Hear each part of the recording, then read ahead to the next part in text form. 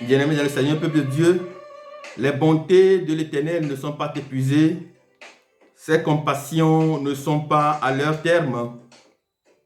Elles se renouvellent pour nous chaque jour, pour la transformation de notre destinée, pour l'amélioration spirituelle de notre vie, pour notre maturité spirituelle, pour notre délivrance. Nous savons tous que la délivrance est un processus. Bien que la bonté de l'Éternel se renouvelle en nous, renouvelle nos os, renouvelle nos esprits, renouvelle nos pensées, renouvelle nos manières de voir les choses, renouvelle nos regards. Yo, yo, yo, yo, yo, Mawadeke me sopli Gangan de la signe, Mau gangan de la signe, Mau gangan de la signe, Mawadeke me sopli Gangan de la signe, Mau gangan de la signe, Mau gangan de la signe, Mawadeke me sopli Yo, yo, yo, yo, yo, yo, Mawadeke me sopli Bien-aimés dans le Seigneur, peuple de Dieu, ce matin, je voudrais donc nous présenter les 3 gros handicaps de notre vie de chrétienté. Les 3 gros handicaps qui sont l'étau et l'enclume au milieu desquels nous sommes piégés aujourd'hui. Bien-aimés dans le Seigneur, peuple de Dieu, le premier gros handicap, eh bien,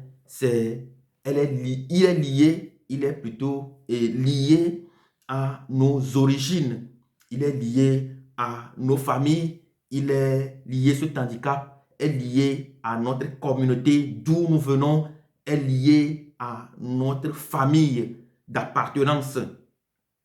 Eh bien, voici l'handicap. Bien-aimés dans le Seigneur, peuple de Dieu, nous sommes sans savoir que nous ne sommes pas sans savoir plutôt que la plupart d'entre nous, fils et filles de Dieu, nous ne connaissons pas les pratiques de nos ancêtres, les pratiques ancestrales. Nous ne les connaissons pas. Nous les méconsidérons. Nous ne les reconnaissons pas. Ces pratiques nous sont complètement ignorées. Nous les ignorons tous. Nous ne savons pas de quoi ces pratiques sont faites, comment elles sont faites, quels sont leurs vrais problèmes, quels sont les vrais handicaps, quelles sont les infirmités de cette pratique-là de nos ancêtres. Bien-aimés dans le Seigneur, peuple de Dieu, c'est un grand piège pour nous. Et je voudrais dire ici que ça fait également montre de l'ingratitude. Vous venez d'une famille dont vous ignorez l'origine, dont vous ignorez les pratiques, dont vous ignorez l'héritage. Quand bien même que vous portez le nom de cette famille, quand bien même que vous portez le sang de vos ancêtres, ce sang qui est en vous, qui est en nous, qui est plus vieux que nous. C'est donc de faire montre c'est donc que nous faisons montre de l'ignorance et notre ignorance nous contrôle pour la plupart du temps. Bien-aimés dans le Seigneur, peuple de Dieu, eh bien, notre ignorance nous contrôle, notre méconsidération de ces pratiques nous contrôle et nous sommes véritablement piégés de ne pas pouvoir connaître ces pratiques, l'origine de ces pratiques et quels sont les effets néfastes de ces pratiques relevant de leur sagesse. Nous sommes piégés. Pourquoi nous sommes piégés? Eh bien, parce que si nous avons, la Bible déclare dans 1 Pierre 2, verset 9, la Bible déclare que nous sommes tirés des ténèbres à son admirable lumière. Eh bien, si nous sommes tirés des ténèbres de nos familles à l'admirable lumière du Père, eh bien, c'est que nous sommes après renvoyés vers les mêmes ténèbres dans ce monde d'où nous venons afin de pouvoir corriger ces pratiques-là, afin de pouvoir faire de la lumière sur ces pratiques-là et aider les uns et les autres à venir très facilement au Christ. Si vous ne connaissez pas cette pratique-là, si vous ignorez ces pratiques-là, si nous ignorons les sagesses qui sont contenues dans ces pratiques-là, eh bien, je ne vois pas comment nous pouvons dire que nous sommes chrétiens. Je ne vois pas comment nous pouvons dire que nous croyons en Dieu. Je ne sais pas, je ne vois pas comment nous pouvons dire que nous croyons en la Bible qui est la parole de Dieu, alors que la Bible, à ce que je sache, n'est pas venue de mon pays d'origine. Bien-aimés dans le Seigneur, peuple de Dieu, pour pouvoir sauver notre famille, il faut nécessairement connaître nos pratiques ancestrales. Je ne nous demande pas d'aller retourner au culte de nos ancêtres. Non, je nous demande simplement d'aller faire nous-mêmes nos propres observations de la chose et de tirer le meilleur parti pour pouvoir finalement mettre de la lumière afin de pouvoir véritablement changer les choses. Lorsque Paul arrive à Athènes, il a déclaré: les gens d'Athènes, lorsque je suis là parmi vous, j'ai vu que vous avez étalé plusieurs autels sur lesquels vous avez écrit le nom des dieux que vous connaissez. Et parmi ces autels-là, il y a un autel sur lequel vous avez écrit le Dieu inconnu. C'est ce Dieu inconnu-là que moi, je suis venu vous révéler. Bien-aimé dans le Seigneur, peuple de Dieu, ça, c'est une vraie prédication. Il est parti justement des expériences, il est parti du concret, il est parti de ce que vivent les gens à Athènes, il est parti du phénomène qui se présente à eux, il est parti d'une réalité concrète pour pouvoir les amener à cette lumière-là qui est en Christ. Bien-aimés dans le Seigneur, peuple de Dieu, nous devons prendre cet exemple afin de pouvoir faire nous-mêmes nos observations pour comprendre véritablement comment ça évolue, ces pratiques ancestrales, et comment par l'Esprit Saint nous pouvons amener nos familles à comprendre quels sont les effets néfastes de ces pratiques-là afin de pouvoir les changer. Bien-aimés dans le Seigneur, peuple de Dieu, le deuxième handicap, c'est que aujourd'hui, nous sommes piégés également par les prédicateurs du développement personnel. Dans le monde aujourd'hui, le monde est fusionné, est foisonné de plusieurs prédicateurs du développement personnel. Quand on est en Christ, on ne prêche pas, ce n'est pas le développement personnel qui doit être prêché, mais bien c'est la parole de Dieu. Notre base dans la chrétienté, c'est et la parole de Dieu et l'Esprit Saint. La parole de Dieu, c'est la connaissance. La parole de Dieu, c'est l'expérience des grandes sagesses que Dieu a, dans sa compassion et dans sa bonté, a révélé au monde entier pour qu'à partir de cette sagesse qui est la parole de Dieu, nous pouvons facilement nous construire notre vie de chrétienté et avancer de manière catégorique. Bien-aimés dans le Seigneur, peuple de Dieu, nous devons savoir et connaître. Je ne me demande pas de ne pas connaître ces pratiques de développement, ces formations en ce qui concerne le développement professionnel, en développement personnel. Non. Plutôt, nous devons les connaître, mais nous devons savoir que ce qui fait la différence entre nous et eux, eh bien, c'est la parole de Dieu, eh bien, c'est l'Esprit de Dieu. Et nous devons, avec la parole et l'Esprit, prier quotidiennement afin que l'Esprit Saint nous donne le discernement de ce que nous devons nécessairement prendre dans cette pratique de développement personnel et ce que nous devons corriger dans cette pratique pour que le monde puisse évoluer. Troisième handicap, bien-aimé dans le Seigneur, peuple de Dieu, ce sont donc tout le monde va être d'accord avec moi que nos pratiques modernes, la manière dont notre monde évolue aujourd'hui, eh bien, est un véritable handicap pour les fils et les filles de Dieu.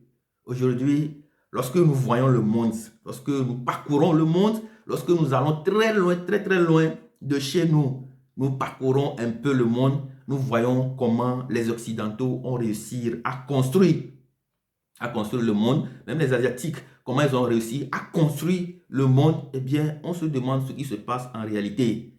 Et bien aimé, dans le Seigneur, peuple de Dieu, je ne nous demande pas de ne pas connaître ces choses-là, ces pratiques modernes-là, de ne pas véritablement nous engager, nous impliquer dans l'observation, dans la connaissance de ces choses-là. Mais je nous demande d'observer de manière intelligente, de manière intelligible, comme des vrais fils et filles de Dieu. Parce que nous voyons, si nous voyons par exemple le tunnel qui part de Paris pour aller à Londres, nous allons nous demander vraiment qui sont véritablement ces Occidentaux-là qui construisent des choses, de pareilles choses. C'est extraordinaire. Il y a beaucoup plus d'endroits dans le monde entier aujourd'hui, quand vous y allez, eh bien, vous allez vous poser beaucoup de questions. Et la plupart du temps, lorsque nous arrivons en Occident, lorsque nous, Africains, nous arrivons en Occident, nous sommes éblouis, impressionnés par le développement que connaît aujourd'hui notre monde et nous oublions complètement qui est Dieu. Nous changeons de côté, nous changeons d'avis, nous changeons de regard et nous prenons ce monde-là comme notre Dieu. Bien-aimés dans le Seigneur, peuple de Dieu, c'est une ignorance et notre ignorance nous contrôle. Notre ignorance contrôle notre vie, notre ignorance contrôle nos agissements, notre ignorance contrôle nos allers et retours, notre ignorance contrôle notre destinée. Ce que je nous demande simplement, le point qui m'est important à ce sujet, c'est que nous devons véritablement, nécessairement nous impliquer dans la connaissance de comment roule aujourd'hui le monde, des nouvelles pratiques technologiques. Nous devons véritablement nous impliquer, nous devons connaître les choses, mais en plus de cela, nous, chrétiens, fils et filles de Dieu, nous devons aller au-delà de ce que le monde moderne nous propose aujourd'hui. Puisque nous avons l'Esprit de Dieu en nous qui nous enseigne toutes choses, eh bien, nous devons nécessairement aller au-delà de cette connaissance et proposer une alternative capable de ramener les hommes et les femmes de ce monde à Christ. Eh bien, c'est le travail qui nous incombe aujourd'hui. C'est cela. C'est d'être capable de connaître nos pratiques ancestrales, la sagesse qui relève de ces pratiques-là et d'aller au-delà, proposer quelque chose qui soit capable de ramener les gens à Christ, proposer une sagesse, une intelligence, une alternative, proposer un chemin qui puisse être capable d'amener les gens à Christ. Nous devons également aller au-delà des pratiques des prédicateurs, du développement personnel et proposer quelque chose, proposer une voie, une alternative, une solution, proposer une idée nouvelle, une idée novatrice qui puisse être capable de ramener les uns et les autres à Christ Jésus. Nous avons une mission qui est plus grande que nous. Nous avons une mission qui est véritablement à la taille des grands esprits. Nous devons véritablement faire cet effort-là d'aller au-delà des pratiques modernes. Bien-aimés dans le Seigneur, peuple de Dieu, chez nous, il y a des maladies qui continuent de tuer les gens. Mais aujourd'hui, en Occident, ces maladies ne peuvent plus tuer. Pourquoi? Parce qu'il y a une réflexion sur cette affaire-là. Il y a une réflexion sur ce qui se passe, sur comment le monde évolue. Il y a une réflexion sur les maladies. Il y a une réflexion, il y a une évolution, il y a une avancée dans tous les domaines de notre société de manière très scientifique, ce qui fait que le monde évolue à pas de géant.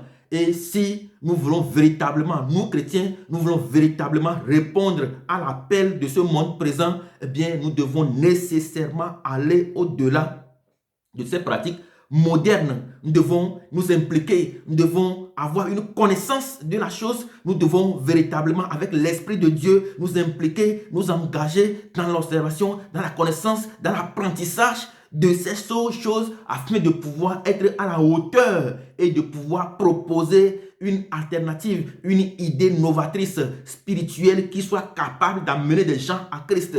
Nous ne sommes plus à l'heure de donne-nous de manger aujourd'hui. Nous ne sommes plus à cette heure-là. Si c'est de cette manière-là que nous allons prêcher la bonne nouvelle à des gens aujourd'hui, eh bien, je crois que les gens ont dépassé cette étape-là. Les gens ne sont plus à cette étape de Dieu donne-nous à manger. Oh, Dieu donne-moi à manger. Oh, Dieu donne-moi ceci. Les gens ne sont plus à cette étape-là. Si les gens doivent, indépendamment de Dieu, doivent être capables de construire de grands tunnels qui partent de Paris pour Londres. D'ici, des gens doivent être capables de construire de grands immeubles, de construire de grandes infrastructures, de faire des choses, de réaliser des choses indépendamment, entre guillemets, de ce que eux-mêmes disent de la volonté de Dieu. Eh bien, cela veut dire que nous devons véritablement, nous chrétiens devons véritablement avoir des choses. Nous devons être capables de montrer que Dieu est là. Nous devons être capables de montrer que nous sommes capables de faire des expériences, de grandes expériences avec le Saint-Esprit afin de pouvoir proposer des alternatives, proposer des idées qui soient à la hauteur de ce que nous propose aujourd'hui le monde. Bien-aimés dans le Seigneur, peuple de Dieu, avant, il y a des choses que nous ne maîtrisons pas. Mais aujourd'hui, avec l'intelligence artificielle, les choses deviennent de plus en plus faciles, de plus en plus simples pour nous. Eh bien, des gens vont se dire que c'est indépendamment de Dieu qu'ils ont cela. Eh bien, qu'est-ce que nous, fils et filles de Dieu, nous proposons qui soit à la hauteur, qui soit capable de dépasser ce que nous propose aujourd'hui le monde de la technologie afin de pouvoir véritablement avoir le pouvoir d'agir dans ce monde et de sortir notre Église sous la domination de ce même monde. Bien-aimés dans le Seigneur, peuple de Dieu, c'est très important que nous changions de regard par rapport à la parole de Dieu, que nous changions de regard par rapport à l'Esprit de Dieu, qui soit capable de nous communiquer les 7 habiletés de Dieu, qui soit capable de nous communiquer la sagesse et l'intelligence. La sagesse, elle doit être supérieure, elle doit être suprême. Nous devons aller même dans le local où se trouve la sagesse, dans cette sagesse-là, nous devons véritablement nous habiller de cette sagesse-là, nous devons véritablement porter cette sagesse-là afin de pouvoir proposer quelque chose à ce monde-là qui est véritablement, qui nous talonne, ce monde-là, qui nous piège, ce monde-là, qui nous montre qu'il peut y arriver sans l'apport de Dieu. Nous devons nécessairement être capables de pouvoir proposer quelque chose à ce monde. Bien-aimés dans le Seigneur, peuple de Dieu, c'est le moment d'apprendre, c'est le moment d'apprendre, c'est le moment d'observer, c'est le moment de se cultiver, c'est le moment de changer, c'est le moment d'être capable de lire le monde à travers la parole de Dieu. Nous devons être capables de lire notre monde à travers la parole de Dieu afin de pouvoir proposer une résolution, une solution qui soit capable, qui soit à même d'amener le monde à de grands exploits. Bien-aimés dans le Seigneur, peuple de Dieu, malheureusement, nous les chrétiens aujourd'hui, nous sommes les plus faibles, nous sommes les plus fragiles, nous sommes le dernier maillon, nous sommes le dernier maillon de la chaîne et c'est malheureux. Nous devons véritablement nous engager dans la connaissance de ce que nous propose ce monde. Nous devons véritablement être de vrais observateurs, nous devons véritablement apprendre de ce monde et nous devons aussi, à travers la lecture du monde à partir de la parole de Dieu, proposer une alternative qui soit capable de mystifier le monde, une alternative qui soit capable de ramener le monde à Christ. Sinon, le monde ne viendra pas à Christ si nous ne sommes pas capables, si nous ne sommes capables de rien, si nous ne sommes pas capables d'aller au-delà de ce que propose le développement professionnel, le développement personnel, s'ils ne sont pas capables d'aller au-delà de ce que proposent les pratiques, nos pratiques ancestrales, de ce que ces pratiques-là proposent, s'ils ne sont pas capables d'aller au-delà de ce que nous proposent les pratiques modernes, eh bien, nous ne sommes pas capables non plus d'amener l'Église très loin. Nous ne sommes pas capables de le faire. Aujourd'hui, notre Église a beaucoup de souffrances, mais je voudrais proposer 3 gros handicaps. Le premier, eh bien, c'est notre méconsidération, c'est notre méconnaissance, c'est l'ignorance des pratiques de nos ancêtres. Le deuxième, eh bien, c'est que notre méconnaissance de ce qui se passe dans le monde professionnel, aujourd'hui dans le monde personnel, comme ce que les prédicateurs du développement personnel, eh bien aussi le troisième handicap, eh bien, ce sont les pratiques modernes que nous négligeons aujourd'hui. La plupart du temps, mais il arrive même que des hommes de Dieu ignorent beaucoup de choses vis-à-vis de comment ce monde roule. Eh bien, si nous ignorons beaucoup de choses de comment ce monde roule, je ne vois pas comment nous pouvons apporter une solution à ce que nos fidèles souffrent aujourd'hui dans nos églises. Voilà pourquoi des gens meurent aujourd'hui comme des rats, parce que nous ne sommes pas capables de leur proposer, au-delà de leur entente, au-delà de ce que le monde attend de nous, nous ne sommes pas capables de leur proposer quelque chose qui vient directement de Dieu et qui soit épris de sagesse et d'intelligence. Dieu nous bénisse abondamment. Dieu nous communique cette habileté, la sagesse, l'intelligence, le conseil, la force, la connaissance supérieure et la crainte de notre Dieu, l'amour de notre Dieu. Dieu nous communique cette habileté. L'Esprit de Dieu, Dieu nous communique cette habileté. Il nous communique sa lumière pour que nous puissions proposer à ce monde une véritable alternative qui soit capable de ramener des gens à Christ. Dieu bénisse notre journée. Dieu bénisse nos chemins. Dieu bénisse notre vie dans le nom puissant de Jésus-Christ de Nazareth. Amen.